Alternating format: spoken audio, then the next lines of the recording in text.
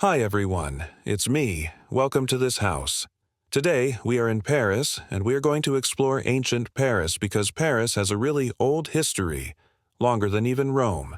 We're talking 3,000 years old. So come with me and let's find some ancient ruins.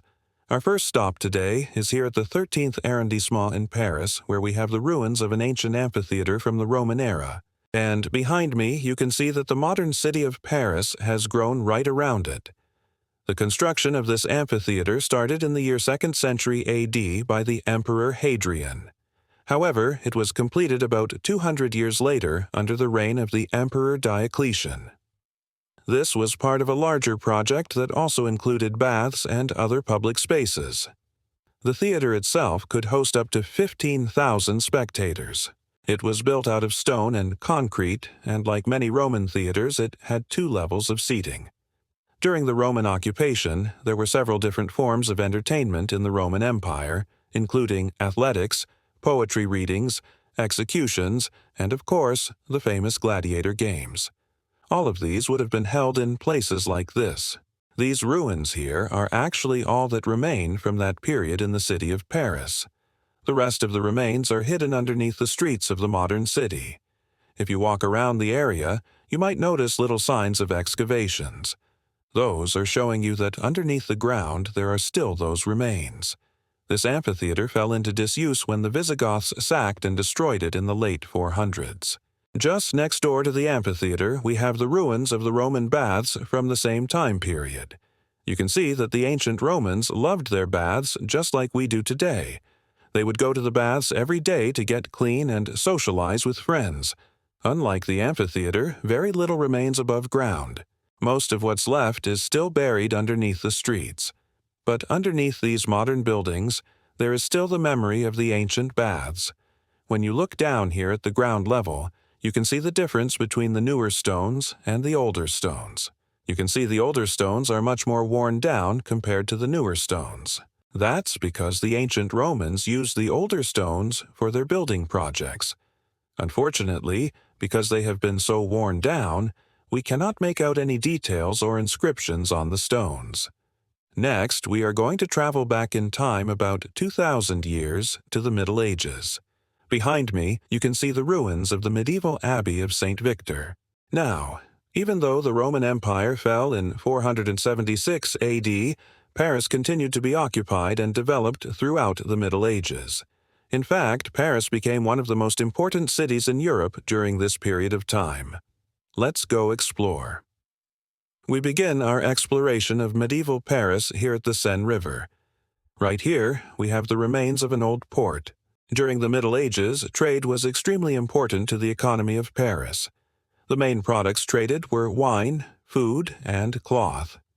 Most of the trade occurred during the spring and summer months.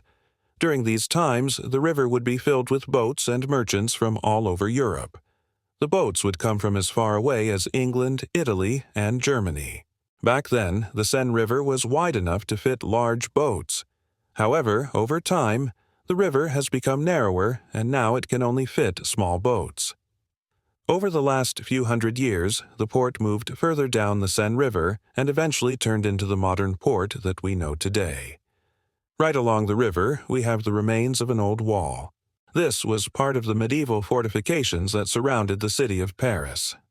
For centuries, Paris was often under attack by invaders, so these walls were constructed to protect the citizens of Paris. The walls were over 18 feet tall and had several watchtowers. However, the walls weren't successful and Paris was sacked several times. Now we're going to head towards Notre Dame Cathedral.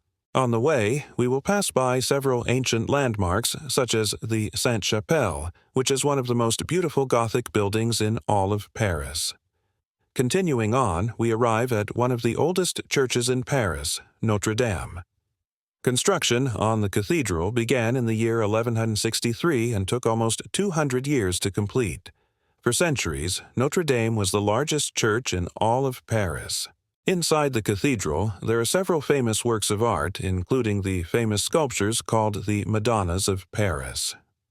Over the centuries, Notre Dame played an important role in the city of Paris. Many important events took place here, such as coronations and weddings. However, in 1789, the building caught fire and was damaged. Then, in 2019, another fire broke out. Thankfully, both times the building was restored. Today, visitors from all around the world come to admire the beauty of the building. But our tour of medieval Paris is not over yet. There is one last stop on our tour. Our final destination is the oldest university in the world, the Sorbonne. The school was founded in the year 1253 by Robert de Sorbonne. At first, the school only had 4 faculties: theology, law, medicine, and arts. But over time, new faculties were added. In the 13th century, it was customary for students to wear long black robes when they attended class. This tradition continues to this day. Today, the Sorbonne is still a prestigious university. Every year, thousands of students from around the world come to study here. So, we've explored ancient Paris and medieval Paris, but there is still one more period of time that we need to explore, and that is the Renaissance. During the Renaissance, Paris became the center of art, culture, and fashion. Many famous artists, writers, and scientists lived in Paris during this time period.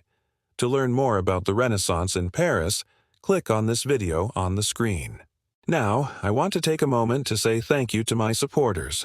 Thanks to your generous support, I am able to continue making videos.